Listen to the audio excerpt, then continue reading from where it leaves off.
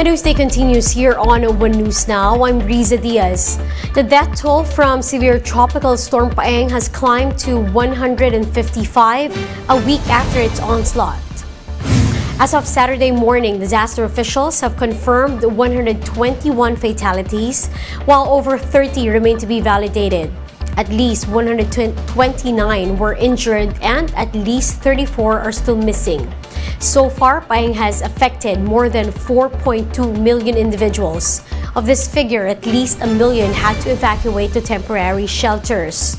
Agricultural losses are now pegged at almost 3 billion pesos, while damage to infrastructure is at 4.1 billion pesos. Emergency health stations have been set in Datuon Suwat in Maguindanao as several evacuees keep getting sick. Mon Gualvez has the report. Mahadea Pelino patiently waits as doctors check on her 5-month-old son. Her baby has been experiencing cough and colds for 3 days already. Other evacuees in Datuon Suwat, Maguindanao del Norte are also getting sick. Ang kwan po dito, yung masyado mainit po, kaya po nararanasan po ng mga bata ang ubo, tapos mga sipon po. Because of this, the local government has set up an emergency health station in each evacuation center. Residents are provided with daily checkups and free medicines. Overall, there are at least 150 evacuees that have experienced fever, cough, colds, as well as stomach and tooth pain. Doctors say evacuees are prone to communicable diseases since they are staying in cramped rooms. So prone talaga ng communicable diseases yung mga evacuees natin kasi nasa isang room lang sila. So more or less 5 families per room. So hawaan ng ubo, lagnat, sipon, mga virus natin dyan. But starting Saturday, evacuees staying in schools will be asked to move so that face-to-face classes can resume next week. Medyo na-delay na yung classes ng mga estudyante natin. Baka kailangan na nilang itong eskwela. So at least naman kahit na kailangan nila itong eskwela, mayroon naman tayong paglilipatan sa kanila. To help displaced residents, this Peace Building Center in Barangay B2 is being prepared for use. The site will be used as evacuation center that can accommodate around 200 families. The LGU is also building tents in open spaces around the compound to maintain distancing. Residents whose homes are completely damaged will be prioritized in this evacuation center. But the LGU is also appealing for help from the national government. For now, the LGU is looking into areas where affected residents can rebuild their homes in Barangay Kusyong. Ang relief natin, overwhelming na po. Pero kahapon, nag-ikot ako sa ating mga barangay at ito yung request nila. Ang kailangan daw nila is yung pabahay. Hindi naman yung pabahay, sabi ko sir, na konkreto pa. Ang sinabi ko, kahit na bahay, kubo lang. Pangalawa, yung konting kabuhayan nila. President Bongbong Marcos has already promised 10,000 pesos in financial assistance to each family that lost their homes due to Paeng. For News 5, Mon Gualvez, we are One News. We'll be back with more stories after the break. Keep it here on One News.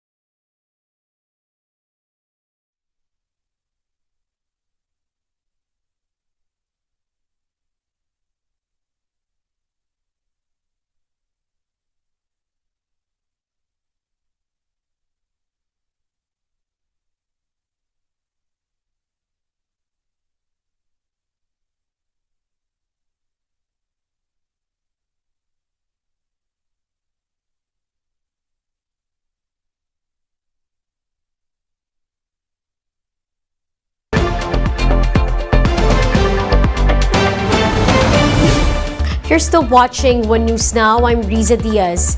The Justice Department is set to file murder charges against personalities involved in the killing of broadcaster Percy Lapid next week. Marlene Alcaide with the report.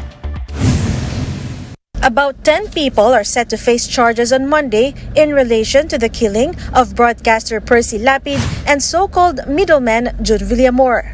This was confirmed by Justice Secretary Boying Remulla.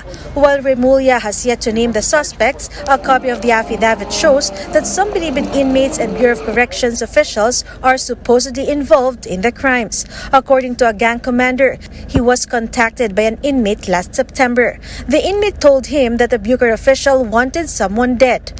The inmate said that in return, the Bucor official promised to fast-track the process of their release. That's why he reached out to another gang commander to plan out the murder.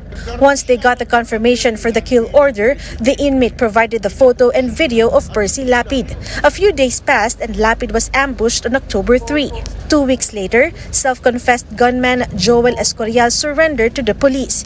This forced the alleged official to meet up with the two gang leaders to tie up any loose ends. In a separate affidavit from a different inmate, he admitted that he silenced middleman Jun Villamor after receiving the order from his gang commander. He said that he and 3 other inmates entered Villamor's kubol last October 18.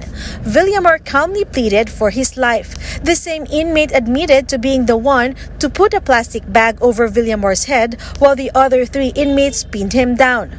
In an interview with 1PH Wagpo, Lapid's brother Roy Mabasa said that a copy of the affidavit has already reached them. Mabasa added that authorities will first file complaints against the suspects. Yung kay Percy, madidelay lang ng konti dahil meron pa silang inaantay ng mga pag-iimbestiga o pagtatanong para mabuo din ng husto yung kay Percy. Meanwhile, during the DOJ's preliminary investigation, the legal counsel of the supposed second middleman, Christopher Bacoto, denied his client's involvement in the case. The DOJ also said Bilibid inmates who are involved in both cases are not qualified for witness protection. For News 5, Marlene Alcaide, we are One News.